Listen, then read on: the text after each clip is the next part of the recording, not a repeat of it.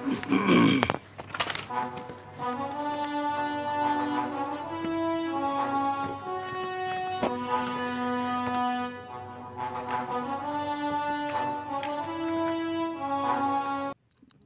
నమస్కారం.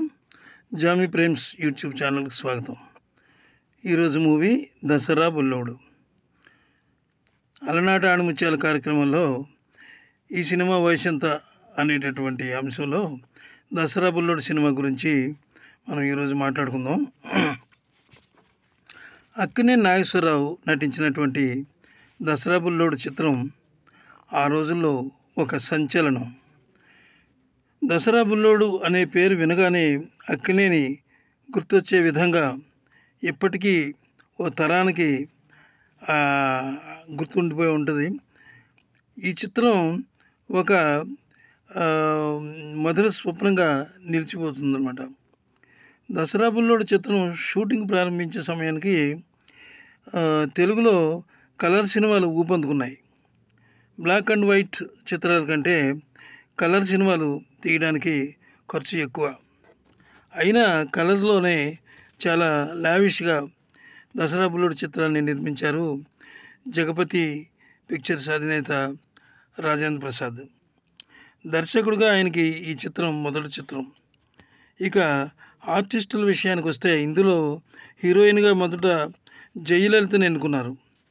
అయితే అదే సమయానికి ఆమె ఎన్టీఆర్ హీరోగా నటిస్తున్నటువంటి శ్రీకృష్ణ విజయం, అలాగే ఎంజేఆర్ అంటే ఎంజి రామచంద్ర నటిస్తున్నటువంటి ఒక తమిళ చిత్రానికి ఆమె సైన్ చేయడం వల్ల ఆమె ఇందులో చేయలేకపోయారు. ఆమె రానని చెప్పి అదే నాకు కుదరదని చెప్పేశారు. అయితే అప్పుడు రాజేంద్ర ప్రసాద్ గారు, నాగేశ్వరరావు గారు వీళ్ళందరూ కూడా చాలా ఆలోచించారనమాట. ఇప్పటికిప్పటికి మనకి హీరోయిన్ ఎవరు దొరుకుతుంది, ఏం చేయాలి అని ఆలోచించి అప్పుడు వాణిశ్రీని ఎన్నుకున్నారన్నమాట. వాణిశ్రీ గారు అంతకుముందు చేశారు చాలా కొన్ని. అయితే ఆమె యొక్క టాలెంట్ని చూసి ఆమెను దసరా బుల్లోడు సినిమాకి ఎన్నుకున్నారు. పచ్చటి పొలాల్లో పచ్చగడ్డి కోసేటి పడుచుపిల్ల షూటింగు ప్రారంభమైంది. అంటే అది ఎక్కడ ప్రారంభమైంది, అంతకుముందు అదృష్టవంతుడు చిత్రంలో అక్కినేని కొన్ని స్టెప్స్ వేశారు. అంటే ఆ సినిమాకి ఆయనతో దసరా బుల్లోడు చిత్రంలో, ఈ దసరా బుల్లోడు చిత్రం అనగానే పూర్తి స్థాయి ఫైట్స్, స్టెప్స్ హీరాలాల్ మాస్టారు ఆయనతో వేయించారనమాట. శృంగార సినీ గీత సాహిత్యానికి ఈ పాటతోనే శ్రీకారం చుట్టారు ఆత్రేయ గారు. అక్కడ నుంచే తెలుగు సినిమా పాట పూర్తి కమర్షియల్ దిశలోకి మలుపు తిరిగింది. ఆల్ ఆర్టిస్టుల కాంబినేషన్తో 12 రోజులు షూటింగ్ జరిగింది. అయితే తర్వాత రష్ చూసుకునేసరికి మొదటి రోజు షూటింగ్ మాత్రమే అందులో ఉంది. మిగిలిన 11 రోజుల వరకు కూడా ఫిల్మ్లో బ్లాక్గా వచ్చిందనమాట. ఆ రోజుల్లో చిత్రీకరణకు వారిఫాక్స్ కెమెరా వాడేవారు. అందులో ఫిల్మ్ లోడ్ పెట్టేటప్పుడు షట్టర్ ఓపెన్ చేసి క్లోజ్ అయ్యాక మళ్ళీ మూసివేయాలి. ఆ విధంగా చేయకపోవడం వల్ల తీసిందంతా పోయింది. కెమెరా అసిస్టెంట్ చేసినటువంటి ఈ పొరపాటు వల్ల రాజేంద్ర ప్రసాద్ గారికి పెద్ద ఎత్తున నష్టం వచ్చింది. అయితే సరే ఏం చేయాలిగా, నష్టం వచ్చింది కానీ మళ్ళీ షూట్ చేయాలి అని చెప్పి ఆయన అందరినీ మళ్ళీ రిక్వెస్ట్ చేసేటప్పటికి ఆయన యొక్క మంచితనం వల్ల ఆర్టిస్ట్ అంతా మళ్ళీ వచ్చి మళ్ళీ ఆ సీన్లన్నీ షూట్ చేశారనమాట. నిర్మాతగా ఆయనకున్న మంచి పేరు కారణంగా ఆర్టిస్టులు అంతా వచ్చి షూటింగ్లో పాల్గొన్నారు. అలాగే అక్కినేని నాగేశ్వరరావు గారు చెప్పినటువంటి మాటల వల్ల ఇది మంచి సినిమా అవుతుంది, కొంచెం కోఆపరేట్ చేయమని ఆయన కూడా చెప్పారు. అక్కినేని నాగేశ్వరరావు గారి సినిమాలో ఆద్యంతము అద్భుతమైనటువంటి నటన చూపించారు. ఇక ఆయన దసరా బుల్లోడు అంటే ఆయనే అంటే దసరా బుల్లోడు. ఎవరైనా సరదాగా మంచి డ్రెస్ వేసుకొని, అంటే ఉదాహరణకి సిటీల్లో కాదనుకోండి, పల్లెటూరులో ఎక్కడికి వెళ్తే ఏరో దసరా బుల్లోడులో వేషం వేసుకొచ్చావే అని నవ్వేవారు. సరిగ్గా ఆయనకు సూటబుల్ హీరోయిన్ వాణిశ్రీ గారు. చాలా అద్భుతంగా ఈ సినిమాలో ఆమె చేశారు. ఆమె యొక్క అభినయం, హావభావ ప్రకటన చాలా అద్భుతంగా ఉందన్నమాట. అమలాపురంలో ఎట్టాగో ఉన్నది ఓలమ్మి అనే పాటను కొన్ని సన్నివేశాలు చిత్రీకరించారు. ఇలా మొత్తం 40 రోజుల పాటు జరిగిన షూటింగ్లో చిత్రం పూర్తయింది. పచ్చగడ్డి కోసేటి పడుచుపిల్ల అనే పాట గురించి ఈ రోజుకి కూడా ఎంతోమంది ఆ పాటలో మాధుర్యాన్ని చవిచూస్తూనే ఉన్నారు. ఇక సినిమాలో కథలో డ్రామా, శృంగారం, హుషారైన పాటలు, మనస్సును కదిలించే సన్నివేశాలు ఇవన్నీ చిత్రంలో ఉండడంతో దసరా బుల్లోడు ప్రేక్షకుల్ని ఊపేసాడనమాట ఆ రోజుల్లో. అక్కినేని ఎంతో హుషారుగా ఆ చిత్రంలో నటించారు. ఇద్దరు హీరోయిన్లతో ఆడుతూ పాడుతూ ఆడియన్స్కి కావాల్సినంత కిక్ ఇచ్చారు. అంటే ఒక హీరోయిన్ చంద్రకళ, ఒక హీరోయిన్ ఏమో వాణిశ్రీ గారు. ఇక సంక్రాంతి సందర్భంగా 1971 జనవరి 13న ఈ సినిమా విడుదలైంది. 35 ప్రింట్లతో విడుదలైంది. అయితే ఈ సినిమాల గురించి చెప్పుకోవాలంటే ఆత్రేయ గారు అద్భుతమైనటువంటి రచన చేశారు. ఆత్రేయ గారు మాటలు అన్నీ ఆయనే చేశారు. చాలా ప్రతి వాడికి కూడా చాలా తేలిగ్గా అర్థమయ్యే విధంగా ఆయన రాశారనమాట. 35 ప్రింట్లతో విడుదలైనటువంటి ఈ సినిమా 29 కేంద్రాల్లో 50 రోజులు ఆడింది. అలాగే 22 సెంటర్స్లో 100 రోజులు ఆడింది. అక్కినేని సినీ కెరియర్లో తొలి గోల్డెన్ జూబ్లీ హిట్ అంటే సిల్వర్ జూబ్లీ హిట్ కూడా అయింది చిత్రం దసరా బుల్లోడు. అక్కినేని చిత్ర యూనిట్ ఆయన్ని సన్మానం చేయడానికి ఆ రోజుల్లో ఎలా చేసేవారంటే గుడివాడలో ఒక ట్రాక్టర్ని సర్వాంగ సుందరంగా అలంకరించి ఆ ట్రాక్టర్ మీద ఆయన్ని ఊరేగిస్తూ అద్భుతమైనటువంటి ఆ ఊరేగింపు తర్వాత ఆయనకి సన్మానం చేశారు. అంత అద్భుతమైనటువంటి సినిమా ఇది. ఆ తర్వాత హైదరాబాద్ శాంతి థియేటర్లో సతీ దినోత్సవం నిర్వహించారనమాట. అయితే ఈ సినిమా గురించి చెప్పుకోవాలి అంటే అక్కినేని వారు ఏ హీరోయిన్ ఉన్నా సరే ఆయనకి సంబంధం ఉండదు.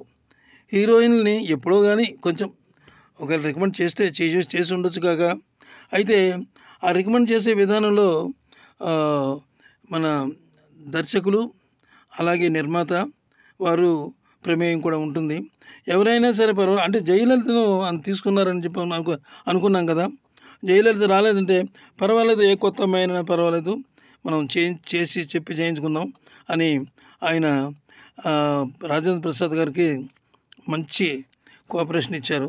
అలాగే సినిమా కూడా చాలా సక్సెస్ అయింది. ఈ సినిమా విషయానికి వస్తే ఇంకొక గొప్ప విషయం ఏమిటంటే ఇది ఒక్క కేంద్రంలో 265 రోజులు ఆడింది. ఒక కేంద్రంలో 365 రోజులు ఆడింది. అలాగే ఇంకా చెప్పాలంటే ఇక్కడ కాస్ట్యూమ్స్ గురించి పెద్ద సమస్య వచ్చింది అప్పుడు. అంటే ఏఎన్ఆర్ నాగేశ్వరరావు గారు అంటే మంచి బూటు వేసుకుని అమ్మాయిల్ని అలరపెట్టి అమ్మాయిల ప్రేమను చూరగొనేటటువంటి హీరో కదా. ఈయన పంచికట్టు లాల్చి వేస్తే ఈ సినిమా ఎక్కడికి వెళ్తుందని చాలామంది ఫ్యాన్స్ భయపడ్డారు. అదేవిధంగా ఆయన అభిమానించే వాళ్ళు భయపడ్డారు. అలాగే కొంతమంది కూడా ఏం చేశారంటే ఆయన కాస్ట్యూమ్స్ మార్చమన్నారు. అంటే మరి ఇదంతా పల్లె వాతావరణంలో జరిగింది. అలాంటప్పుడు కాస్ట్యూమ్స్ ఎలా మారుస్తారు? కానీ పంచకట్టు కాకుండా లాల్సీ పైజమా లేకపోతే ఏవేవో రకరకాలుగా చెప్పారట అప్పుడు. అయితే నాగేశ్వరరావు గారు వాటిని ఒప్పుకోలేదు. నాకు వీటి కంటే పంచకట్టు అయితేనే చాలా ఫ్రీగా ఉంటుంది, అన్నీ చేయగలను అని అంటే ఆయన వెర్షన్ ఆయన చెప్పారు. కానీ అందరూ కూడా ఆయనతో ఏకీభవించారనమాట. కరెక్ట్, అదే బాగుంటుంది, పంచకట్టు లాల్చి చక్కగా షర్టు హాఫ్ చేతులు మడత పెట్టి చేసేటప్పటికి దసరా బుల్లుడు అంటే దసరా బుల్లుడులాగా ఉంటాడు ఆయన, ఇంక అందులో ఏం తిరగలేదు అనే రకంగా వాళ్ళు అన్నారు. అయితే ఇక్కడ చంద్రకళ గారి గురించి మనం చెప్పుకోవాలి. రెండో హీరోయిన్ ఎవరు అని అనుకునేటప్పటికీ చాలామంది అమ్మాయిల్ని చూశారు. అయితే ఈ వాణిశ్రీ గారి పక్కనే అంటే వాణిశ్రీ గారిని డామినేట్ చేయకుండా ఉండే క్యారెక్టరు సెకండ్ హీరోయిన్ కావాలి. అప్పుడు చాలా అందరితోటి ఆలోచించి అప్పుడు చంద్రకళ గారిని ఆ సినిమాలో పెట్టుకున్నారనమాట. ఎందుకంటే ఆమె కూడా వాణిశ్రీ గారిని ఏ ఏ ఫ్రేమ్లో కూడా డామినేట్ చేయకుండా చక్కగా జాగ్రత్త పడ్డారు డైరెక్టర్ గారు. అంత మంచి సినిమా ఇది. ఈ సినిమా గురించి ఇప్పుడు ఈ తరం వాళ్ళు కూడా ఎంతో అద్భుతమైనటువంటి అంటే సినిమా రావడం దసరా బుల్లోడు సినిమా అనగానే ఆ తరం వాళ్ళే కాదు, ఈ రోజులో యూత్ కూడా ఎంతో చాలా కనెక్ట్ అయ్యారు. అలాగే వాణిశ్రీ గారు ఆ రోజుల్లో మంచి యవ్వనంలో ఉండేవారు, మంచి ఎలా ఉండాలంటే అలా ఉండేవారు అనమాట. అలాగే నాగేశ్వర గారు కూడా మంచి వయసులో ఉన్నారు. వీరిద్దరు కాంబినేషను అదిరిపోయిందనమాట. ఈ కాంబినేషన్ వల్లే ఈ దసరా బుల్లోడు ఈ సినిమా చాలా అద్భుతమైనటువంటి అఖండమైనటువంటి విజయం అనమాట. బాక్స్ ఆఫీస్ అన్నీ కూడా ఎక్కడికక్కడ ఎగిరిపోయినాయి దీంతో. అంత అద్భుతమైనటువంటి సినిమా ఇది. అప్పుడు నాగేశ్వరరావు గారికి ఇంకా సినిమా అయిపోయింది, బాగా ఆడుతుంది. అప్పుడు గుడివాడలో ఏం చేశారంటే ఒక ట్రాక్టర్ని చక్కగా అమర్చారు. ఆ ట్రాక్టర్ మీద కుర్చీలు వేసి నాగేశ్వరరావు గారిని కూర్చోబెట్టి పెద్ద ఊరేగింపు గుడివాడంతా తిప్పి ఆ గుడివాడంతా అయిన తర్వాత ఒక చోట ఆయనకు బ్రహ్మాండమైనటువంటి సన్మాన సభ ఏర్పాటు చేశారు. కన్నుల పండుగగా ఉన్నటువంటి ఆ సభకు నిజంగా వేలాది జనం, అసలు లెక్కలేనంత జనం వచ్చారటప్పుడు. అంత అద్భుతమైనటువంటి అసలే నట సామ్రాట్ మహానటుడు ఆయన నటించాడంటే తిరుగులేదుగా. అంటే ఆయన పాత్రలో పరకాయ ప్రవేశం చేస్తారు. ఆయన అక్కినేని వారు ఏం చేస్తారంటే ఫస్ట్ ముందు పాత్రని క్షుణ్ణంగా చూసుకుంటారు. తర్వాత తను ఆ పాత్రలో ఎలా ఇమిడిపోగలం, ఏ విధంగా అయితే మనం ఆ పాత్రను మనం చేయగలం అని ఆలోచిస్తారు అక్కినేని. అందుకే ఆయన మహానటుడు, మహా సామ్రాట్ అయ్యారు. ఈ వీడియో మీకు నచ్చినట్లయితే ఒక లైక్ ఇచ్చి సబ్స్క్రైబ్ చేయండి, మాకు సపోర్ట్ ఇవ్వండి. వీడియో చివరి వరకు చూసినందుకు చాలా సంతోషం. మీ ఆదరణ ఉంటే ఇలాంటి ఎన్నో చేయగలను. నమస్తే, సెలవు.